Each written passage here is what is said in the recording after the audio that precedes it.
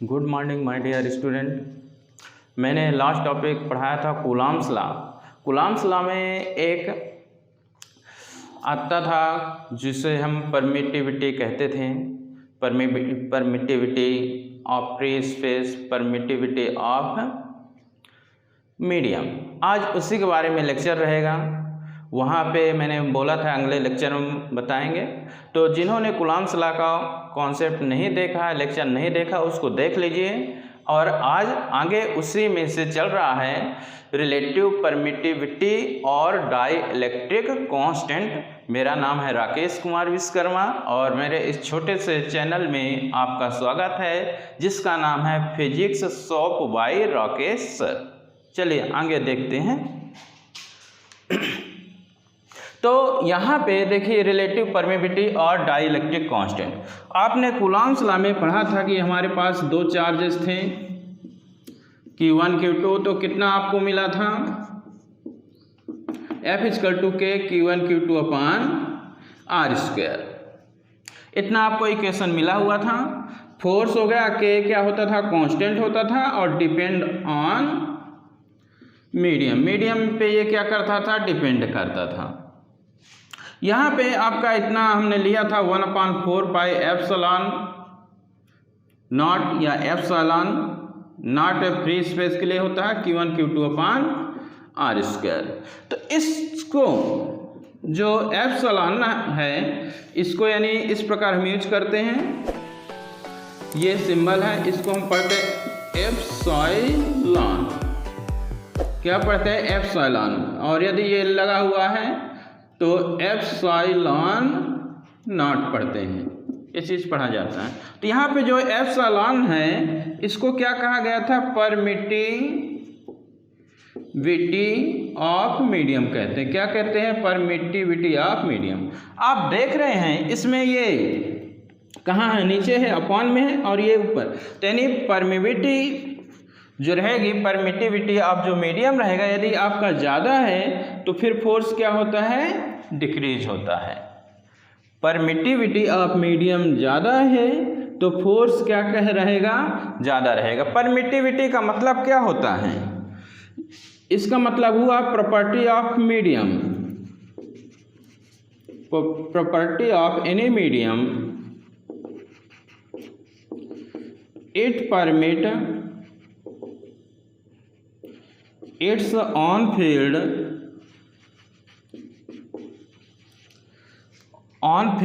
to decrease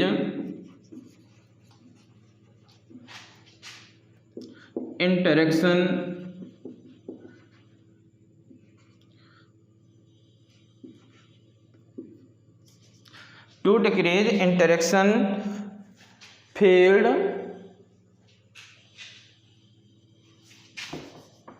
interaction field between charges।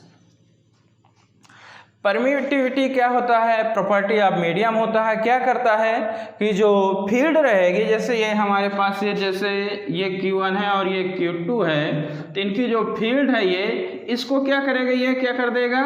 Decrease कर देगा। यानी मीडियम है, कोई मीडियम है, एयर और वैक्यूम के अलावा कोई अदर मीडियम है, जो इनके बीच फोर्स लगेगा उसको क्या कर देगा? ये डिक्रीज कर देगा। यानी it permit its on field to decrease interaction field between charges.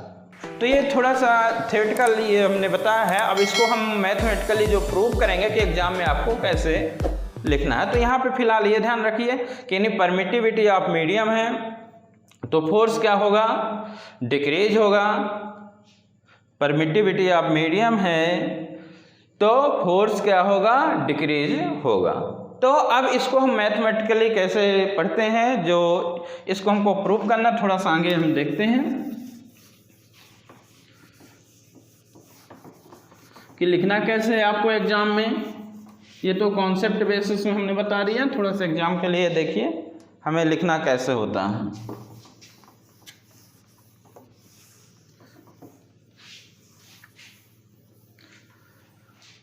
तो जो बिटवीन टू चार्जेस जो फोर्स लगते हैं वो डिपेंड्स ऑन मीडियम होते हैं। डिपेंड्स ऑन क्या होते हैं? मीडियम होते हैं। तो एक बार हम एयर और वैक्यूम के लिए फोर्स का इक्वेशन जैसे F equal to Q1 Q2 upon R square हमने पढ़ा है, तो एक बार हम एयर और वैक्यूम के लिए लेंगे और एक बार किसके लिए लेंगे? मीडियम के लिए लेंगे। तो यहाँ पे हमने कितने चार्जेस ले लिए? Let Q1 Q2 are 2 point charge are kept at distance R apart from each other in air और वैक्यूम। हम किस मीडियम में ले रहे हैं? एयर और वैक्यूम में ले रहे हैं। तो कितना फोर्स होगा? F equal to F naught ले लिए 1/4 pi epsilon naught Q1 Q2 upon R square. यहाँ पे epsilon naught permittivity of free space, ये किसके लिए हो गया? आपका एयर और वैक्यूम के लिए हो गया। इसी तरह सेम चार्ज और सेम डिस्टेंस, सेम चार्ज और same distance, placed same distance, हम किस मीडियम के लिए लेंगे? एयर और वैक्यूम के लिए हो गए। अब हम किसके लिए ले रहे हैं? इन आ मीडियम के लिए ले रहे हैं, मीडियम में ले रहे हैं। किस में ले रहे हैं? मीडियम में। तो मीडियम में जब आप लेंगे तो हमने क्या दे दिया? FM लिख दिया। M मतलब medium. 1/4 pi epsilon Q1 Q2 upon R square. Epsilon को क्या बोलते हैं? परमिटिविटी ऑफ मीडियम बोलते हैं। ये हमने दो इक्वेशन बना लिए कूलॉम्स लॉ से। अब हम इनको क्या करना है? डिवाइड करना है। तो फर्स्ट इक्वेशन में सेकंड को डिवाइड कर दीजिए। तो डिवाइड कर रहे हैं तो कितना हमारे पास आ जाएगा? Equation first divide by equation second है, F नॉट अपॉन FM, तो 1/4 pi epsilon naught Q1 Q2 upon R square, और इसमें डिवाइड क्या हो रहा? 1/4 pi epsilon Q1 Q2 upon R square. कितना आ जाएगा कैंसिल आउट होके? यानी F not upon FM epsilon upon epsilon not. यहाँ पे हमने इसके इक्वेशन कौन सा दे दिया? थर्ड नंबर दे दिया। अब देखिए मीडियम है, मीडियम की परमिटिविटी भी क्या है? यदि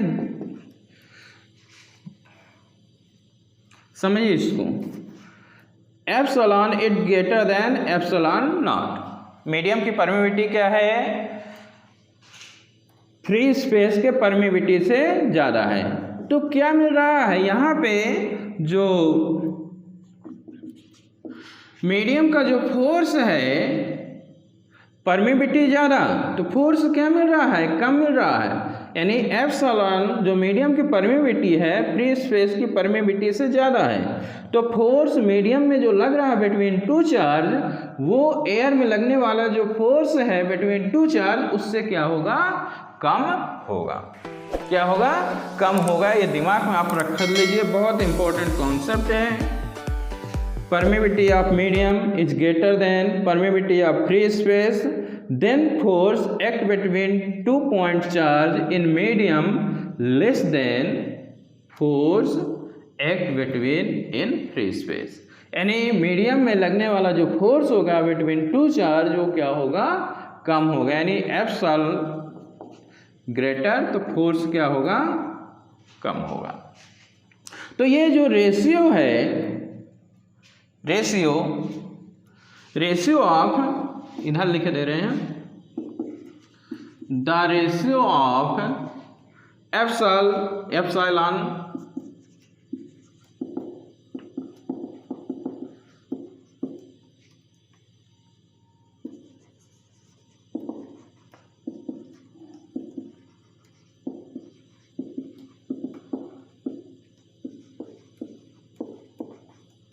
जो रेशियो है परमिबिलिटी ऑफ मीडियम और परमिबिलिटी ऑफ एयर और वैक्यूम, एयर और वैक्यूम, इस रेशियो को ही हम क्या कहते हैं, रिलेटिव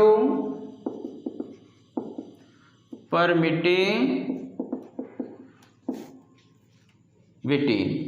और डाइइलेक्ट्रिक कांस्टेंट किससे डिनोट करते हैं, के अथवा एप्सिलॉन आर।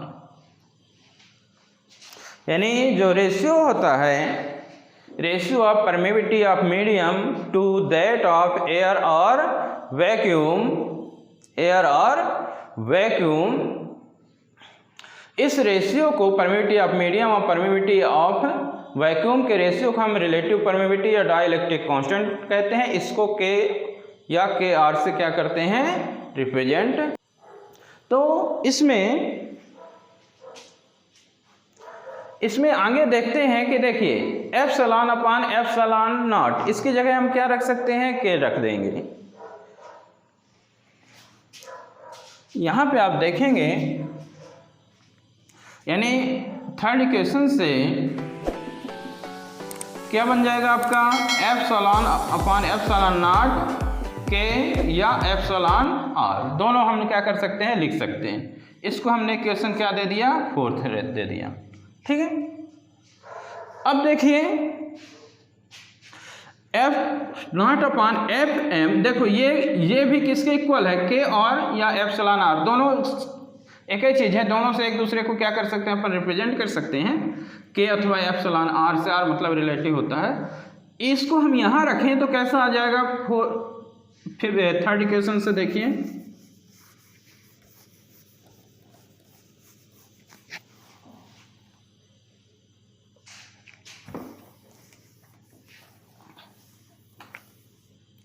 थर्ड इक्वेशन से हम देख रहे हैं तो थर्ड इक्वेशन से again F naught upon F M की जगह आप क्या रख सकते हैं, के अथवा एप्सिलॉन आर, ये एक दूसरे क्या होंगे, ये इक्वल होंगे, ठीक है। तो यहां से भी यदि देखिए F naught upon F M, force act between in air और वैक्यूम और force act between in medium का जो रेशियो है, उस रेशियो को भी हम डाइइलेक्ट्रिक कांस्टेंट या रिलेटिव परमिबिलिटी कहते हैं। अगेन हम फोर्थ इक्वेशन का यूज करने वाले हैं। फोर्थ का यूज करोगे तो तो एप्सिलॉन कितना आ जाएगा, के एप्सिलॉन नॉट अथवा एप्सिलॉन नॉट एप्सिलॉन आर आएगा, इतना आ जाएगा। इस वैल्यू को आप रख दो, सेकंड में रख दो तो कितना आ जाएगा,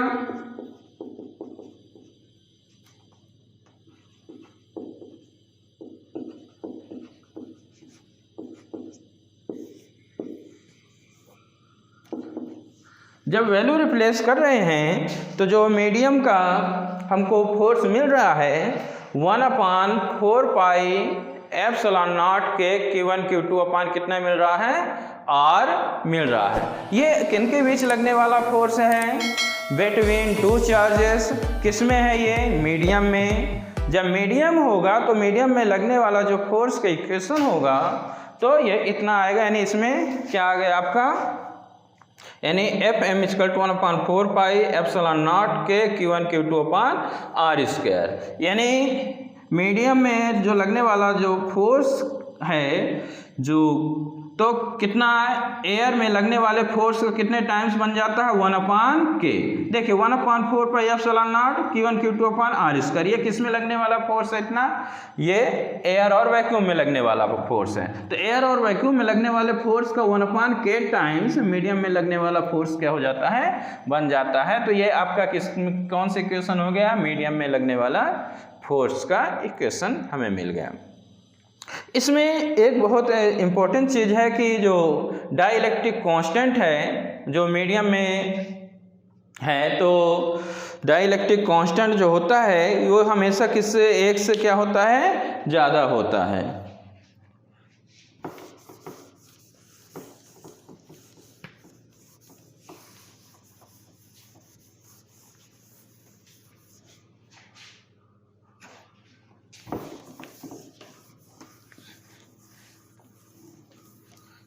तो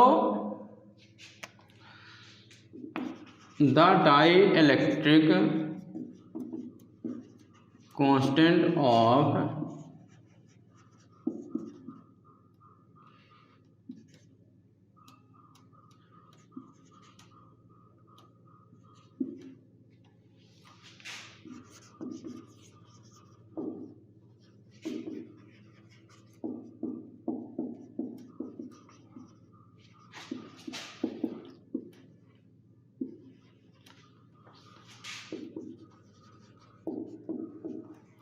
यानी dielectric constant of every substance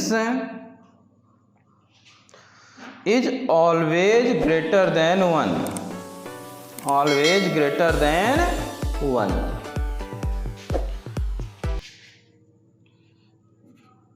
always greater than 1, it may not less than 1। यानी जो डाइलेक्ट्रिक कांस्टेंट है, मीडियम का जो डाइलेक्ट्रिक कांस्टेंट होता है वो सब्सटेंस का हमेशा एक से क्या होता है, ज़्यादा होता है। डाइलेक्ट्रिक कांस्टेंट ऑफ जो मेटल होता है, dielectric constant of metal infinite,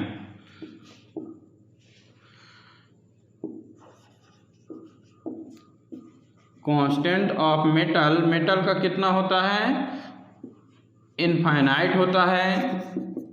और जो वाटर होता है, वाटर का 80 पॉइंट कितना होता है, 4 होता है। ये डाइलेक्ट्रिक कांस्टेंट होते हैं, मतलब हमेशा एक से क्या होगा, ज़्यादा होगा। डाइलेक्ट्रिक कांस्टेंट हमेशा क्या होता है, एक से ज़्यादा होता है। तो इसमें आगे है कि डाइलेक्ट्रिक कांस्टेंट ऑफ जो मीडियम होता है, तो हम पहले डाइलेक्ट्रिक कांस्टेंट ऑफ वाटर लेंगे जो 80.4 होता है। कितना होता है, 80.4। तो अब देखिए इसमें थोड़ा सा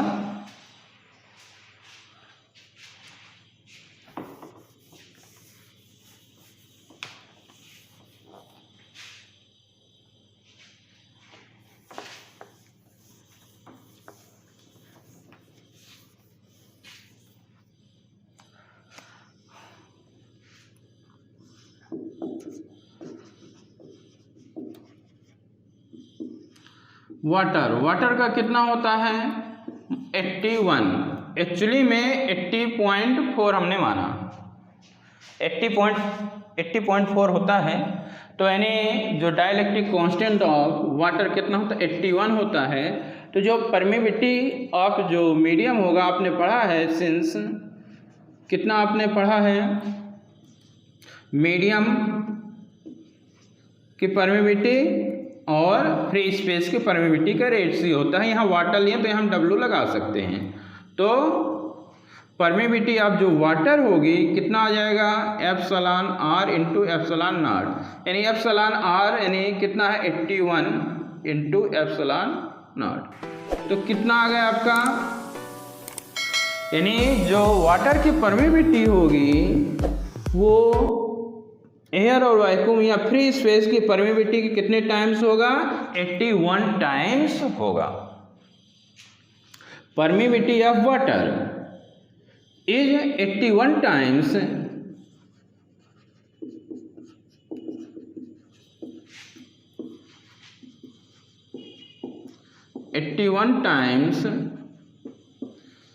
ऑफ परमिटिविटी ऑफ वैक्यूम।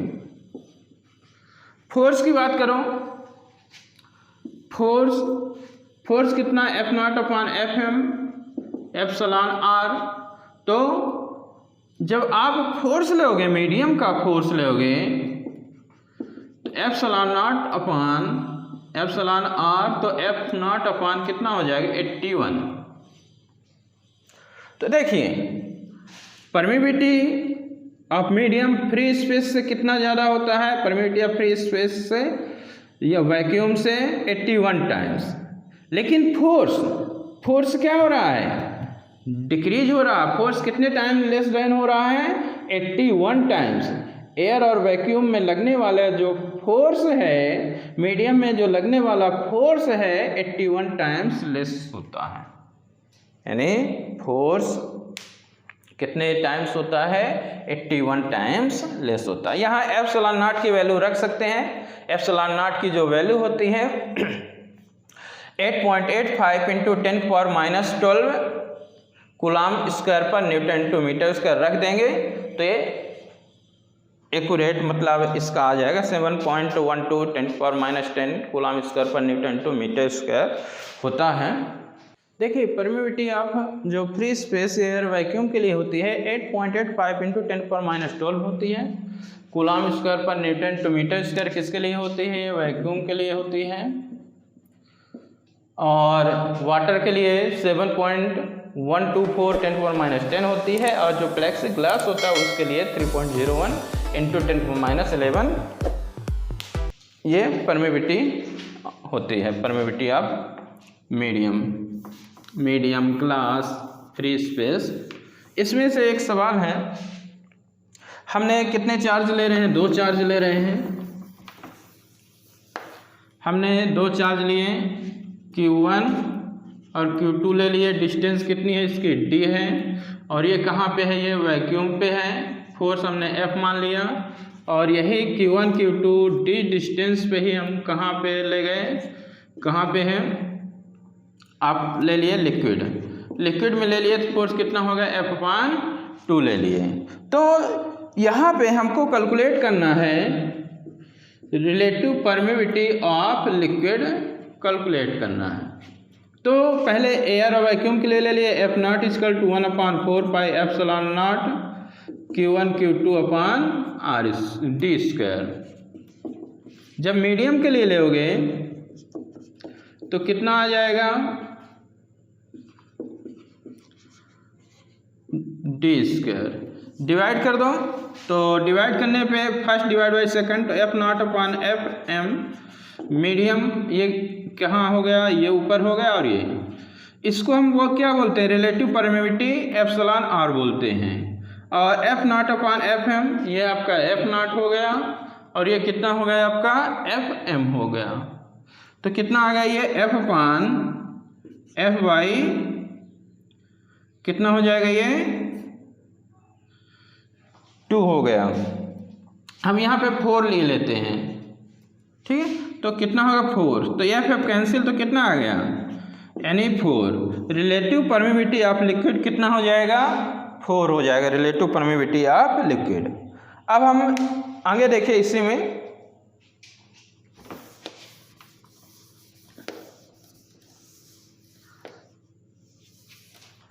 अगला हम ले रहे हैं 2 हमारे जो चार्जेस हैं D डिस्टेंस में है, वैक्यूम में F फोर्स लग रहा है। जब हम इनको आयल में रखें तो डिस्टेंस D/2 और जो फोर्स है कितना हो गया? बिकम हो गया F/2 फोर्स मान लिए। तो कितना हो जाएगा? F0 = 1/4 pi epsilon naught Q1 Q2/R²। Medium का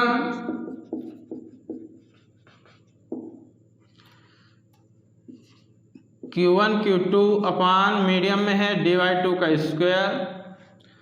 तो कितना ये आ जाएगा आपका? 4 ऊपर चला जाएगा।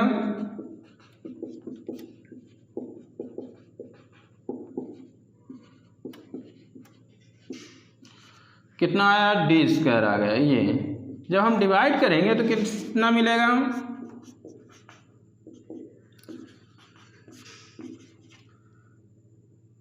और 1/4 इतना आ जाएगा। ये हमारा कितना है? F मीडियम का F/2, ये एप्सिलॉन r × 1/4। तो कितना ये आ जाएगा? कैलकुलेट करोगे तो कितना आ गया? 8 मिल जाएगा। F कैंसिल, तो इधर 4 इधर आएगा, इससे मल्टीप्लाई हो जाएगा। तो कितना आ जाएगा? जो रिलेटिव परमिटिविटी ऑफ जो आयल है कितना हो जाएगा? ये आपका 8 हो जाएगा।